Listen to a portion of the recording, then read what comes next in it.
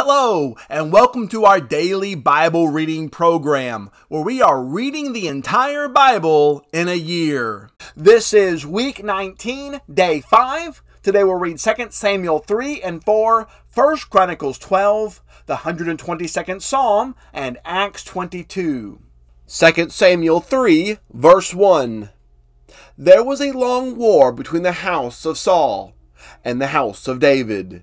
And David grew stronger and stronger, while the house of Saul became weaker and weaker. And sons were born to David at Hebron. His firstborn was Amnon of Anoahem of Jezreel, and his second, Chelab of Abigail, the widow of Nabal of Carmel, and the third, Absalom, the son of Mecca, the daughter of Talmai, king of Geshur, and the fourth, Adonijah, the son of Haggith, and the fifth, Shephatiah, the son of Abital, and the sixth, Ithram of Eglag, David's wife. These were born to David in Hebron. While there was war between the house of Saul and the house of David, Abner was making himself strong in the house of Saul. Now Saul had a concubine whose name was Rizpah, the daughter of Aiah. And Ishbosheth said to Abner, "Why have you gone into my father's concubine?" Then Abner was very angry over the words of Ishbosheth, and said, "Am I a dog's head of Judah? To this day I have kept showing steadfast love to the house of Saul your father, to his brothers, and to his friends, and have not given you into the hand of David. And yet you charge me today with a fault concerning a woman. God do so to Abner and more also, if I do not accomplish for David what the Lord has sworn to him, to transfer the kingdom from the house of Saul, and set up the throne of David over Israel and over Judah, from Dan to Beersheba." And Ishbosheth could not answer Abner another word, because he feared him. And Abner sent messengers to David on his behalf, saying, "To whom does the land belong? Make your covenant with me, and behold, my hand shall be with you to bring over all Israel to you." And he said, "Good, I will make a covenant with you. But one thing I require of you, that is, you shall not see my face unless you first bring Michal, Saul's daughter, when you come to see my face." Then David sent messengers to Ishbosheth, Saul's son, saying, "Give me my wife Michal, for whom I pay the bridal price of 100 foreskins of the Philistines." And Ishbosheth sent and took her from her husband Patal, the son of Lash. But her husband went with her, weeping after her all the way to Behem. Then Abner said to him, "Go, return." And he returned. And Abner conferred with the elders of Israel, saying, "For some time past you have been seeking David as king over you. Now then bring it about, for the Lord has promised David, saying, By the hand of my servant David I will save my people Israel from the hand of the Philistines, and from the hand of all their enemies." Abner also spoke to Benjamin. And then Abner went to tell David at Hebron all that Israel and the whole house of Benjamin thought good to do. When Abner came with 20 men to David at Hebron, David made a feast for Abner and the men who were with him. And Abner said to David, "I will arise and go and gather all Israel to my lord the king, that they may make a covenant with you, and that you may reign over all that your heart desires." So David sent Abner away, and he went in peace. Just then the servants of David arrived with Joab from a raid, bringing much spoil with them. But Abner was not with David at Hebron, for he had sent him away, and he had gone in peace. When Joab and all the army that was with him came, it was told to Joab, "Abner the son of Ner came to the king, and he has let him go, and he has gone in peace." Then Joab went to the king and said, "What have you done? Behold, Abner came to you. Why is it you have sent him away, so that he is gone? You know that Abner the son of Ner came to deceive you, and to know your going out and your coming in, and to know all that you are doing." When Joab came out from David's presence, he sent messengers after Abner, and they brought him back from the cistern of Sirah. But David did not know about it. And when Abner returned to Hebron, Joab took him aside into the midst of the gate to speak with him privately. And there he struck him in the stomach, so that he died, for the blood of Asahel his brother. Afterward, when David heard of it, he said, I and my kingdom are forever guiltless before the Lord for the blood of Abner the son of Ner. May it fall upon the head of Joab, and upon all his father's house, and may the house of Joab never be without one who has a discharge, or who is leprous, or who holds a spindle, or who falls by the sword, or who lacks bread. So Joab and Abishai his brother killed Abner, because he had put their brother Asahel to death in the battle at Gibeon. Then David said to Joab and to all the people who were with him, Tear your clothes, and put on sackcloth, and mourn before Abner. And King David followed the bier. They buried Abner at Hebron. And the king lifted up his voice and wept at the grave of Abner, and all the people wept.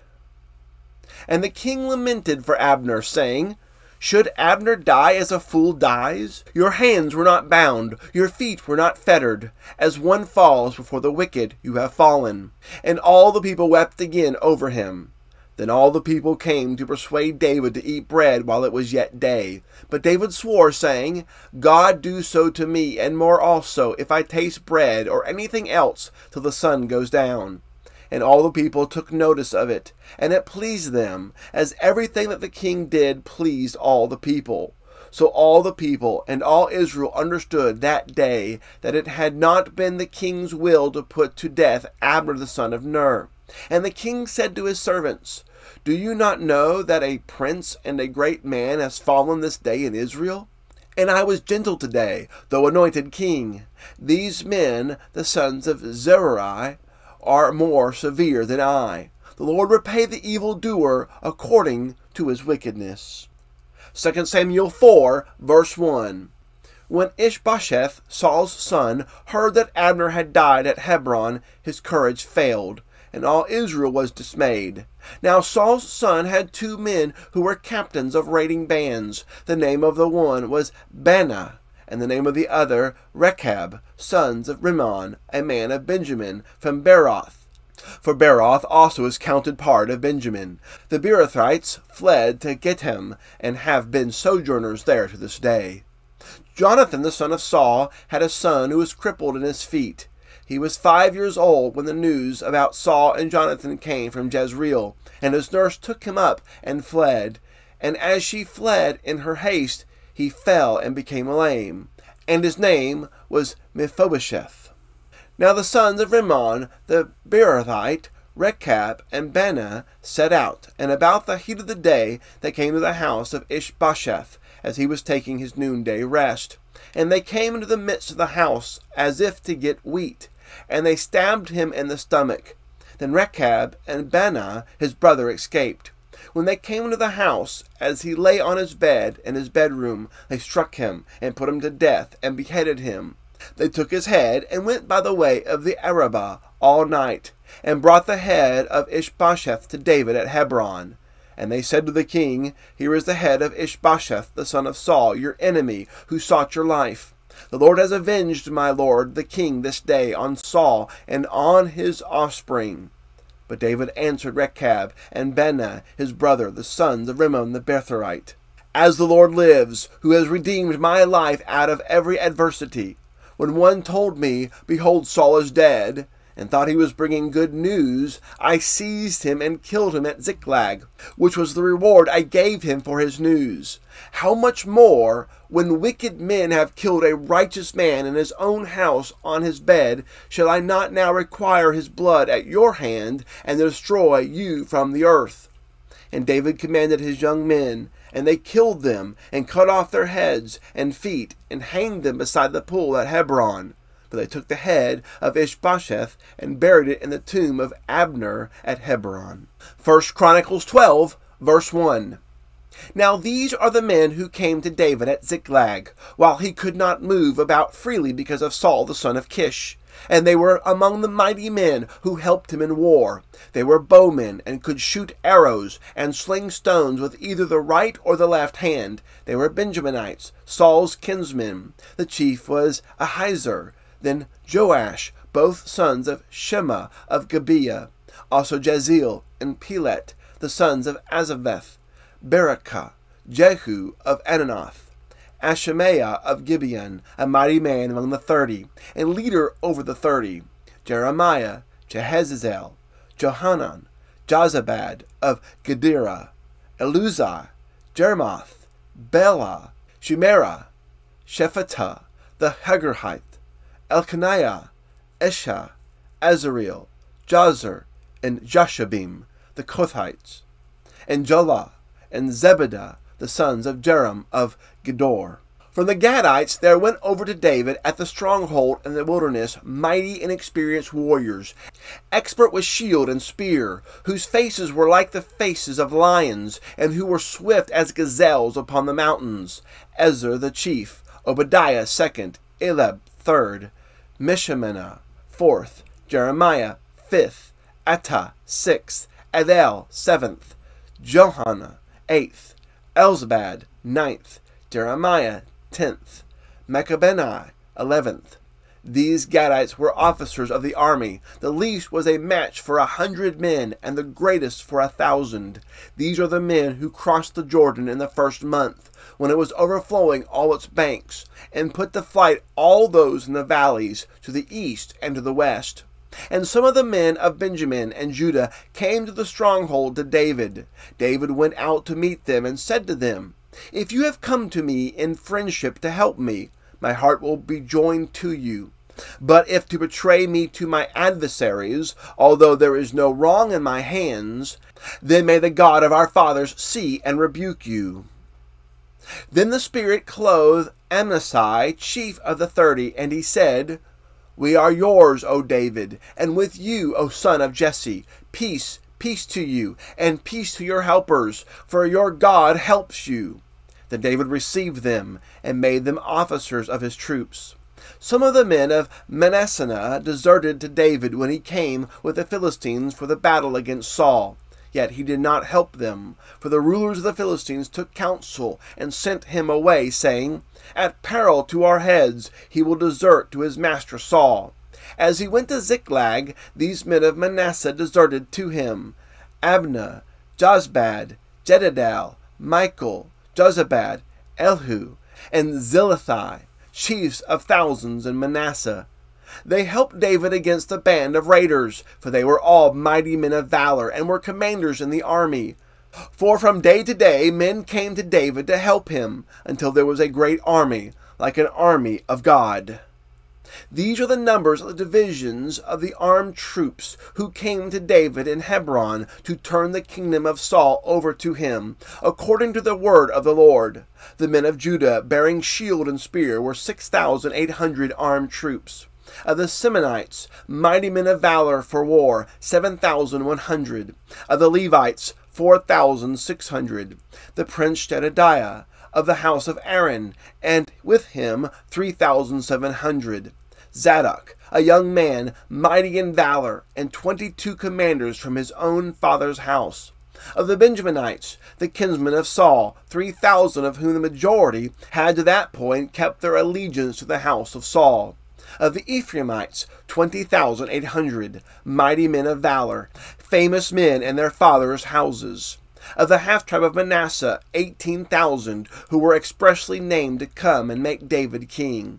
Of Issachar, men who had understanding of the times, to know what Israel ought to do, 200 chiefs, and all their kinsmen under their command.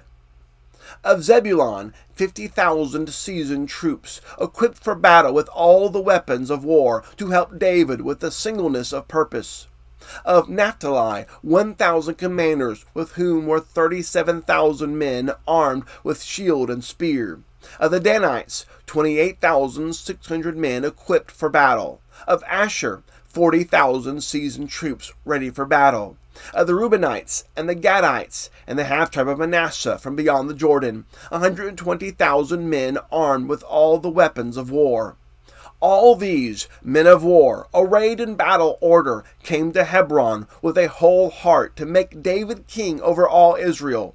Likewise, all the rest of Israel were of a single mind to make David king. And they were there with David for 3 days, eating and drinking, for their brothers had made preparation for them. And also their relatives from as far as Issachar and Zebulun and Naphtali came, bringing food on donkeys and on camels and on mules and on oxen, abundant provisions of flour, cakes of figs, clusters of raisins, and wine and oil, oxen and sheep, for there was joy in Israel. Psalm 122, a song of ascents of David. I was glad when they said to me, "Let us go to the house of the Lord." Our feet have been standing within your gates, O Jerusalem. Jerusalem, built as a city that is bound firmly together, to which the tribes go up, the tribes of the Lord, as was decreed for Israel, to give thanks to the name of the Lord. Their thrones for judgment were set, the thrones of the house of David. Pray for the peace of Jerusalem. May they be secure who love you. Peace be within your walls, and security within your towers. For my brothers and companions' sake, I will say, peace be within you.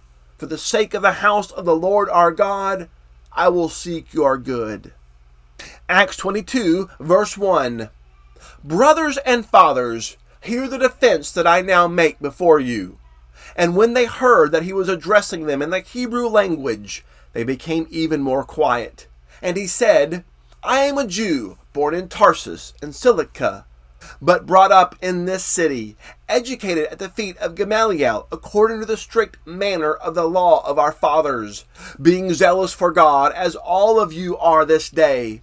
I persecuted this way to the death, binding and delivering to prison both men and women, as the high priest and the whole council of elders can bear me witness.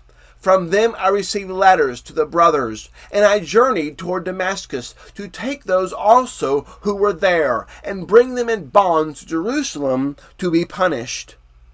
As I was on my way and drew near to Damascus, about noon, a great light from heaven suddenly shone around me. And I fell to the ground and heard a voice saying to me, Saul, Saul, why are you persecuting me? And I answered, Who are you, Lord? And he said to me, I am Jesus of Nazareth, whom you are persecuting. Now those who were with me saw the light, but did not understand the voice of the one who was speaking to me. And I said, What shall I do, Lord? And the Lord said to me, Rise and go into Damascus, and there you will be told all that is appointed for you to do. And since I could not see because of the brightness of that light, I was led by the hand by those who were with me, and came into Damascus. And one Ananias, a devout man, according to the law, well spoken of by all the Jews who live there, came to me, and standing by me said to me, Brother Saul, receive your sight. And at that very hour I received my sight and saw him. And he said, The God of our fathers appointed you to know his will, to see the righteous one, and to hear a voice from his mouth. For you will be a witness for him to everyone of what you have seen and heard. And now, why do you wait? Rise and be baptized, and wash away your sins, calling on his name. When I had returned to Jerusalem and was praying in the temple, I fell into a trance, and saw him saying to me, Make haste and get out of Jerusalem quickly, because they will not accept your testimony about me. And I said, Lord, they themselves know that in one synagogue after another I imprisoned and beat those who believed in you. And when the blood of Stephen, your witness, was being shed, I myself was standing by and approving and watching over the garments of those who killed him. And he said to me, Go, for I will send you far away to the Gentiles. Up to this word they listened to him. Then they raised their voices and said, Away with such a fellow from the earth, for he should not be allowed to live. And as they were shouting and throwing off their cloaks and flinging dust into the air, the tribune ordered him to be brought into the barracks, saying that he should be examined by flogging, to find out why they were shouting against him like this.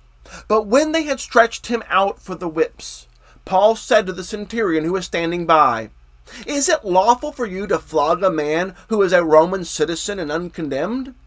When the centurion heard this, he went to the tribune and said to him, "What are you about to do? For this man is a Roman citizen."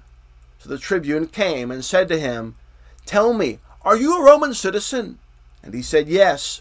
Then the tribune answered, "I bought this citizenship for a large sum." Paul said, "But I am a citizen by birth." So those who were about to examine him withdrew from him immediately, and the tribune also was afraid, for he realized that Paul was a Roman citizen and that he had bound him. But on the next day, desiring to know the real reason why he was being accused by the Jews, he unbound him and commanded the chief priests and all the council to meet, and brought Paul down and set him before them. That concludes our reading for week 19, day 5. As always, please subscribe to our YouTube channel if you've not done so. Hit that notification bell. You will be alerted every time there's a new video available. As well, share the good news of the Word of God with others. Thanks so much for listening. Have a great and wonderful day.